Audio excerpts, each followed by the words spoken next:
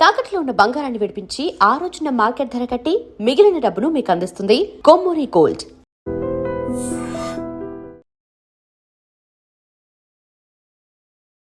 ఐడ్రీమ్ ప్రేక్షకులకు నమస్కారం. దైవానుగ్రహం కార్యక్రమానికి స్వాగతం.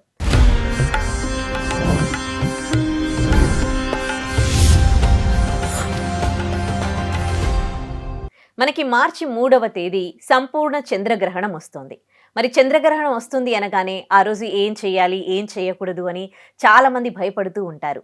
అసలు చంద్రగ్రహణం రోజు మనం ఏం పాటించాలి, అసలు గ్రహణం అంటే ఏంటి, గ్రహణాలకి రాశులకు సంబంధం ఏంటి, అసలు గ్రహణానికి అలాగే సైన్స్కి ఏమైనా సంబంధం ఉందా, ఈ డౌట్స్ అన్నీ కూడా క్లారిఫై చేసుకుందాం. మనతో పాటు స్టూడియోలో మాధురి గారు ఉన్నారు, మాట్లాడదాం. నమస్తే అమ్మా. నమస్తే ఉదయశ్రీ. సో గ్రహణం వస్తుంది అంటే చాలు ఇంకా ఒక్కొక్కరు ఒక్కోలా చెప్తూ ఉంటారు. ఈ టైంకి గ్రహణం ఉంది, మీరు ఇది చేయాలి అది చేయొద్దు అని. ఇప్పుడు సంపూర్ణ చంద్రగ్రహణం వస్తుంది కదా, దాని టైమింగ్ దాని గురించి మాట్లాడతారా ఫస్ట్? మనం ఖగోళ శాస్త్రం ప్రకారంగా తీసుకుంటే, అంటే సైన్స్ బేసికల్గా ఆస్ట్రానమీ ప్రకారంగా తీసుకుంటే గ్రహణం అంటే చాలా చిన్న విషయం. అది రెగ్యులర్గా సెలెస్టియల్ ఈవెంట్ అనమాట. రెగ్యులర్గా ఆకాశంలో జరిగే ఒక ఈవెంట్. అందులో ఏం ప్రత్యేకత లేదు. ఎందుకు అంటే గ్రహణంలో చాలా రకాల గ్రహాలు ఉంటాయి. ఒక్కొక్క గ్రహానికి ఒక్కొక్క వేగం ఉంటుంది. వాటికి తాలూకు ఒక నిర్ణీత కక్ష అంటే ఒక ఆర్బిట్ ఉంటుంది. ఆ ఆర్బిట్లో అవి తిరుగుతూ ఉంటాయి. అలా తిరుగుతున్నప్పుడు ఒక్కొక్కసారి గ్రహణాలు ఏర్పడతాయి. మామూలుగా అయితే మనం ఏంటి, అది ఒక వింతలాగా ఒక విచిత్రంలాగా చూస్తాం. కానీ ఆస్ట్రానమీ ప్రకారం అదేమీ కాదు. ఖగోళ శాస్త్రంలో అది చాలా అతి సాధారణమైన విషయం. గ్రహణంలో ఇంపార్టెంట్గా ఏంటి ఉంటాయి గ్రహాలు? 3: భూమి, చంద్రుడు, సూర్యుడు. ఈ మూడిటి మధ్య కదా గ్రహణం ఏర్పడుతుంది. ఈ 3 ఎప్పుడైతే ఒకే సరళ రేఖలోకి వస్తాయో, వాటి గమనంలో ఒక భాగంగా ఒకే సరళ రేఖలో కంటే ఒక స్ట్రైట్ లైన్ మీదకి 3 గ్రహాలు వచ్చినప్పుడు గ్రహణం ఏర్పడుతుంది. ఎప్పుడైతే సూర్యుడికి భూమికి మధ్యలో చంద్రుడు వస్తాడో అప్పుడు సూర్యగ్రహణం వస్తుంది. సూర్య చంద్రులకి మధ్యలో భూమి వస్తుందో అప్పుడు చంద్రగ్రహణం వస్తుంది. అంతే. అయితే ఈ గ్రహణాలు ఒక్కొక్కసారి కొంచెం 1 నెల 2 నెలలు తేడాలు రావచ్చు, ఒకసారి 6 నెలలకి 3 నెలలకి అట్లా రావచ్చు.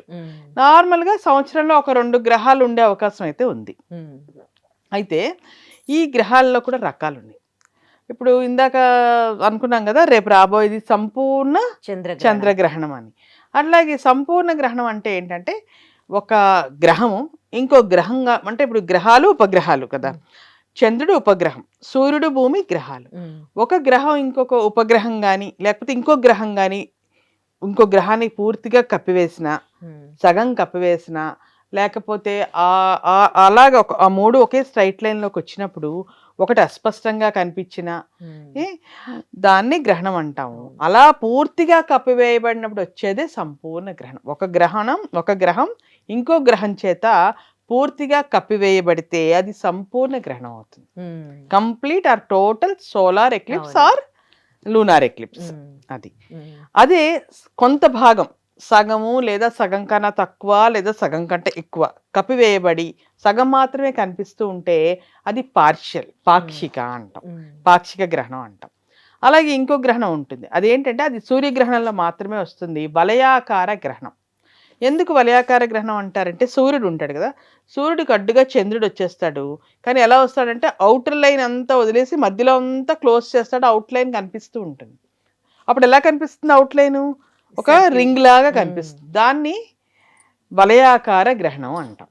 అదే చంద్రుడి విషయంలో అయితే ఏమవుతుంది, చంద్రగ్రహణంలో ఏమవుతుందంటే భూమి సూర్యుడికి చంద్రుడికి మధ్యలో వచ్చినప్పుడు సూర్యుడి తాలూకా కాంతి ఏదైతే ఉందో అది రిఫ్రాక్షన్ అంటారు, వక్రీభవనం చెంది చంద్రుడి మీద పడినప్పుడు ఎర్రగా పడుతుంది. ఆ ఎరుపు రంగు, ఆ కాంతి కిరణాలు పడడం వల్ల చంద్రుడు ఎరుపుగా మారుతాడు. అందువల్ల దాన్ని బ్లడ్ మూన్ అంటాం లేదా రక్త చంద్రగ్రహణం అంటాం. మామూలుగా సూర్యుడి తాలూకా కిరణాలు నేరుగా భూమి మీదకి పడాలి, మధ్యలో చంద్రుడు వచ్చేసాడు అనుకో, కాసేపు ఎక్కువసేపు, నార్మల్గా సూర్యగ్రహణాలు ఎక్కువసేపు ఉండవు, ఒక 10 నిమిషాలు లేదా 15 నిమిషాలు, అంతకంటే ఎక్కువ వ్యవధి ఉండదు. చంద్రుడు అడ్డు పెడతాడు కదా, ఆ అడ్డు పడినప్పుడు ఆ నిమిషం, ఆ టైం కొంతసేపు మాత్రము ఆ సూర్యకిరణాలు భూమికి రావు, ఆ టైమే మనం గ్రహణం అంటాం. మామూలుగా ఏంటి ఎలా తిరుగుతాయి గ్రహాలు? భూమి తన చుట్టూ తాను తిరుగుతూ ఉంటుంది, సూర్యుడి చుట్టూ తిరుగుతుంది కదా. చంద్రుడు ఏం చేస్తాడు? భూమి చుట్టూ తిరుగుతూ ఉంటాడు. ఇది ఇలా తిరుగుతున్నప్పుడు ఈ గమనంలోనే మనకి రాత్రి పగళ్ళు, 6 ఋతువులు, కాలాలు అన్నీ ఏర్పడతాయి. అలా 6 రివల్యూషన్ అండ్ రొటేషన్లో భాగమే ఈ గ్రహణాలు కూడా. ఇందులో ఏమీ వింతలేదు. ఇది సైంటిఫిక్ అప్రోచ్. ఇక సైన్స్ ప్రకారంగా ఇది. ఇక మనము గ్రహణం అనే దాని గురించి చూసుకుంటే పురాణ నేపథ్యం కూడా ఉంది దీనికి. ఎందుకు ఏంటి పురాణ నేపథ్యం అంటే ఒక కథ చెప్తారు మనకి. రాక్షసులు, దేవతలు అమరత్వం కోసం అమృతాన్ని తెచ్చుకోవాలి అనుకున్నారు, తాగాలి అనుకున్నారు. అమృతం తాగితే ఇంకా అమరులు అయిపోతారు కదా, వాళ్ళకి చావు ఉండదు, వృద్ధాప్యం ఉండదు, ఏముండదు. అయితే అమృతం ఎక్కడ వస్తుంది అన్నప్పుడు ఏం చేశారు? క్షీరసాగరాన్ని మథించారు. ఆ క్షీరసాగరాన్ని మథించినప్పుడు ఏం చేశారు? ముందుగా శ్రీ మహావిష్ణువు కూర్మ అవతారంలో సముద్రం ఆచ్ఛాదనగా కింద ఉన్నాడు. అతని పైన మందర పర్వతాన్ని తీసుకొచ్చి పెట్టారు. ఆ తర్వాత సర్పరాజు అయిన వాసుకిని తీసుకొచ్చి ఒక తాడులా కట్టారు. ఒకవైపు రాక్షసులు, ఒకవైపు దేవతలు ఆ సముద్రాన్ని చిలికారు. అలా మథించిన కొద్ది రోజుల తర్వాత ముందు ఏమి పుట్టింది? హాలాహలం పుట్టింది. హాలాహలం లోకహాని దృష్ట్యా పరమేశ్వరుడు తీసుకొని గొంతులో పెట్టుకున్నాడు కదా. ఆ తర్వాత శ్రీ మహాలక్ష్మి ఉద్భవించింది. ఆ తర్వాత 14 రత్నాలు వచ్చాయి. ఐరావతం, ఉచ్చస్రవం, ఇంకా చాలా చాలా కౌస్తుభం, నందకం చాలా వస్తూ చివరిలో ధన్వంతరి అమృతాన్ని పట్టుకుని వచ్చాడు. ఈ అమృతాన్ని ఇద్దరికీ కావాలి అమృతం. రాక్షసులకి మరి వాళ్ళు కూడా వీళ్ళతో పాటు ట్రై చేశారు కదా అమృతం రావడానికి, వాళ్ళు కూడా కష్టపడ్డారు కదా, మరి వాళ్ళిద్దరికీ రావాలి. కానీ వాళ్ళకి ఇచ్చేస్తే, వాళ్ళు కనుక అమృతం తాగేస్తే, వాళ్ళకి అమరత్వం వచ్చేస్తే పరిస్థితి ఏంటి? లోకానికి చాలా హాని కదా. అందుకని ఏం చేశాడు శ్రీ మహావిష్ణువు? ఒక ఉపాయం ఆలోచించి అతని జగన్మోహిని అవతారం ఎత్తాడు. ఎత్తి ఒకవైపు అంతా రాక్షసుల్ని, ఒకవైపు అంతా దేవతల్ని కూర్చోబెట్టాడు. అతని మోహిని అవతారంలోని అందమైన స్త్రీ రూపం జగన్మోహిని అంటే అంటే ప్రపంచ సుందర అనుకో, అంత అందమైన రూపంలో ఉంటూ దేవతలకేమో అమృతం పోస్తున్నాడు. ఈ రాక్షసులు అతను చూస్తూ వాళ్ళకి మెస్మరైజ్ అయిపోయారనమాట, సమోహితులు అయిపోయి అతను ఏం పోస్తే అది తాగేశారు. అతను నిజంగా అతనికి అమృతం పోయకుండా వాళ్ళకి సుర అనే పానీయాన్ని పోసాడు.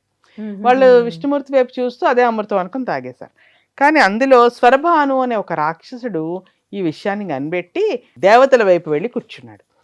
విష్ణుమూర్తి కూడా తెలియక దేవతలతో పాటు అతనికి కూడా అమృతాన్ని పోసేశాడు.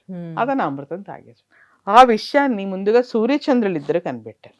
కనిపెట్టి విష్ణుమూర్తికి చెప్పారు, అతను రాక్షసుడు, అతను నువ్వు పోసేసావు, అతనేమో తాగేశాడు అమృతాన్ని, అమరుడు అయిపోతాడు.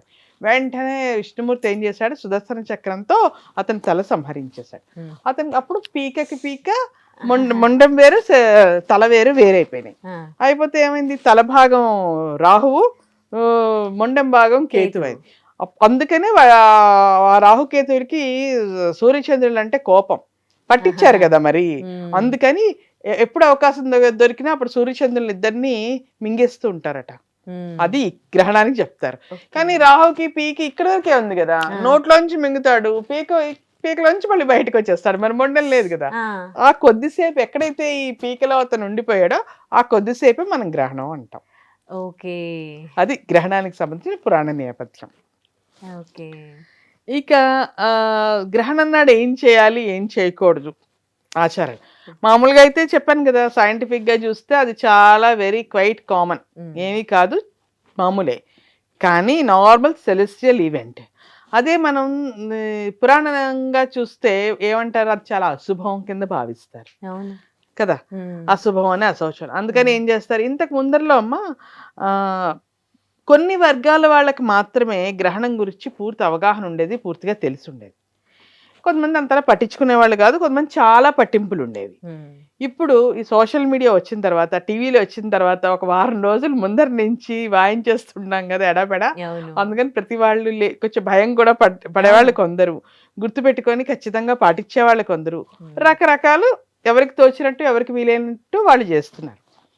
అయితే ఇంతకు ముందర ఏంటంటే గ్రహణం, కొంతమంది ఉంటారు పట్టు స్నానం, విడుపు స్నానం 2 చేస్తారు.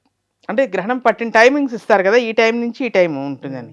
మరి అర్ధరాత్రి అయితే కాదు. కానీ ఇంకొక విషయం ఏంటంటే సూర్యగ్రహణాలు ఎప్పుడు అమావాస్య నాడే వస్తాయి. డే టైమే వస్తాయి, సూర్యుడు ఉన్నప్పుడే కదా సూర్యగ్రహణం. చంద్రగ్రహణాలు ఎప్పుడు పౌర్ణమి నాడే వస్తాయి, నైట్ టైం వస్తాయి. అంటే ఈవినింగ్ నుంచి, అంటే ఆఫ్టర్ సన్సెట్ ఎప్పుడైనా రావచ్చు, ఒక్కొక్కసారి కొంచెం ముందరగా కూడా రావచ్చు. అయితే ఈ గ్రహణము ప్రపంచం అన్ని చోట్ల ఉండాలని లేదు, ఎందుకంటే భూమి గుండ్రంగా ఉంది కదా. కొన్ని చోట్ల సంపూర్ణంగా ఉంటాయి, కొన్ని చోట్ల పాక్షికంగా ఉంటాయి, కొన్ని చోట్ల అసలు అంటాం కదా ఆ గ్రహణం అక్కడెక్కడ ఉంది మనకి లేదు ఈసారి అనుకుంటాం కదా, అట్లా మనకు కనిపించవు. గ్లోబ్కి అవతల సైడ్ ఉన్న కంట్రీలో గ్రహణం పట్టింది అనుకో, యువతల సైడ్ ఉంది మనకు అది కనిపించదు కదా, కాబట్టి మనకు అవసరం లేదన్నమాట అది. అయితే పట్టు స్నానం విడుపు స్నానం చేస్తారు, అంటే కరెక్ట్గా అంటే మిడ్ నైట్ రాత్రి 12 గంటలకు కూడా ఒక్కొక్కసారి గ్రహణాలు పడతాయి, చంద్రగ్రహణాలు. అప్పుడు లేచి స్నానం చేయలేం కదా, అలాంటప్పుడు కాదు. కానీ మనకు అవకాశం రాత్రి 9 లోపు ఎప్పుడు పట్టినా చాలా మంది ఇప్పటికీ కూడా పట్టు స్నానం అని చేస్తారు, చేసి విడుపు స్నానం కూడా చేస్తారు. అయితే ఈ గ్రహణ సమయంలో ఈ పట్టు స్నానం చేసిన తర్వాత కూర్చొని జపాలు, కొంతమందికి మంత్రాలు పుచ్చుకునే వాళ్ళు ఉంటారు, మంత్రం తీసుకునే వాళ్ళు ఉంటారు, కొంతమందికి వచ్చి పండితులు వాళ్ళు ఉంటారు. వాళ్ళు ఈ గ్రహణం సమయం అంతా కూడా మంత్రజపం చేస్తారు. మా తాతగారు చేసేవాళ్ళు. ఎందుకంటారంటే అలా చేయడం వల్ల ఆ సమయానికి చాలా శక్తి ఉంటుందంట. ఏవైతే మనం మంత్రాలు పూజలు చేస్తామో అవి ద్విగుణీకృతం అవుతాయి, అంటే మల్టిపుల్ అవుతాయి. నువ్వు ఒకసారి చదివావు అనుకో 100 సార్లు చదివినట్టు, 100 సార్లు చదివావు అనుకో 1000 సార్లు చదివినట్టు మల్టిపుల్ అవుతాయి అన్నమాట. విశేషంగా యోగిస్తాయని చెప్తారు. ఆ తర్వాత విడుపు స్నానం చాలా మంది చేస్తారు, మనం అందరం కూడా విడిచిన తర్వాత స్నానాలు చేస్తాం కదా. అక్కడ ఏం చేస్తారు, ఈ గ్రహణం టైంలో ఆహార పదార్థాలు ఏవి తినకూడదు అంటారు. ఎందుకంటే ఆ సమయంలోనంట గ్రహణ వాతావరణంలో విషతుల్యమైన వాయువులు రిలీజ్ అవుతాయట. అందువల్ల ఆ వాయువులన్నీ రిలీజ్ అవ్వడం వల్ల అవి ఆహార పదార్థాల మీద గనక పడి వాటికి తగిలితే అవి మనం తినడం వల్ల మనకి చాలా, అంటే దాంట్లో పాయిజనస్ అవుతాయి అవి, ఆ ఫుడ్ అది మనం తినడం వల్ల మంచిది కాదు అని. అలాగే కొన్ని ఉంటాయి, ఇప్పుడు నిల్వ పచ్చళ్ళు ఏంటవి పెరుగులు పాలు ఇలాంటివి ఉంటాయి, వాటి మీద ఏం చేస్తారంటే దర్బలు వేసుకుంటారు. దర్బ ఎందుకంటే దర్బ చాలా పవిత్రమైనది. పవర్ ఉంటుందా? పవర్ ఎందుకంటే దాన్ని పవిత్రమైన కార్యక్రమాల్లో వాడతారు, అన్నిటికీ వాడరు కదా దర్బని. కుసగడ్డ అంటారు దాన్ని, ఏంటంటే ఎక్కువ పితృకార్యాల్లో వాడతారు, యజ్ఞాలు యాగాలు చేసినప్పుడు వాడతారు. అది బాగా డ్రైగా ఉంటుంది, దాన్ని ఏ యానిమల్స్ ముట్టుకోవు దాన్ని, ఎందుకంటే దాని ఎడ్జెస్ అవి చాలా గట్టిగా షార్ప్, మనం పొరపాటుగా ఇలా తీసామంటే చేయి కట్ అయిపోతుంది. సో అది చాలా పవిత్రమైనది, అందువల్ల అది వేస్తే అది ఏవైతే ఈ విషవాయువులు అవి వచ్చి వాటిలోకి వెళ్ళకుండా అడ్డుకుంటుందని నమ్ముతారు. తర్వాత ఈ గ్రహణము, సూర్యగ్రహణము ఎప్పుడు కూడా ఎక్కువసేపు ఉండదు, 10 నుంచి 15 నిమిషాలే ఉంటుంది, అంతకన్నా ఎక్కువ ఉండదు. చంద్రగ్రహణం అయితే లాంగ్ లాస్ట్ చాలా సేపు ఉంటుంది, 2-3 గంటలు కూడా ఉంటుంది. సూర్యగ్రహణాన్ని నేరుగా కళ్ళతో ఎప్పుడు చూడకూడదు, ఎందుకంటే అందులో ఉండే యూవీ రేస్ ఉన్నాయి కదా, అవి రెటినాని కాలిపేటట్టు చేస్తాయట. సో గ్లాసెస్ వేసుకుని చూడాలి. చంద్రగ్రహణం చూసినా పర్వాలేదు, కానీ ఇవాళ రేపు నన్ను అడిగితే చూడాల్సిన అవసరం లేదు, మన టీవీలో లైవ్ టెలికాస్ట్ వస్తుంది. సో సేఫెస్ట్ మోడ్ కూడా కదా, సో టీవీలో చూసుకోవచ్చు. ఇక వీళ్ళు ఉన్నారు కదా ప్రెగ్నెంట్ లేడీస్ని, ఆ టైంలో పడుకునేయమని చెప్తారు, ఆ టైంలో ఏవి తినద్దని చెప్తారు. అవును, ఎందుకు అలా చెప్తారు అంటేనంట ఒక రకమైన రేస్ ఏవైతే ఉన్నాయో గ్రహణం టైంలో విడుదలయ్యే రేస్ అన్నీ కూడా, విడుదలయ్యే రేస్ అంటే కిరణాలు చాలా పవర్ఫుల్ అని, అవి కడుపులో ఉండే బేబీ అంటే గర్భస్థ శిశువు మీద వాటి తాలూకా ప్రభావం చూపిస్తాయని, దానివల్ల పిల్లలు అంగవైకల్యం అంటే హ్యాండిక్యాప్ చిల్డ్రన్ కానీ మెంటల్లీ ఛాలెంజ్డ్ కానీ పుడతారని, బ్రెయిన్ మీద కనుక ఎఫెక్ట్ అయితే, అంటే మనోవైకల్యం ఉంటారు, అంగవైకల్యం మనోవైకల్యం ఇలాంటి పిల్లలు పుడతారని చెప్తారు. అందువల్ల ఆ టైంలో ఆ గర్భవతుల్ని బయటికి రావద్దని, అంటే చూడొద్దని, తర్వాత ఇంట్లో కూడా కదలకుండా పడుకోమని, ఆ టైంలో అసలు ఏమీ తినద్దని చెప్తారు.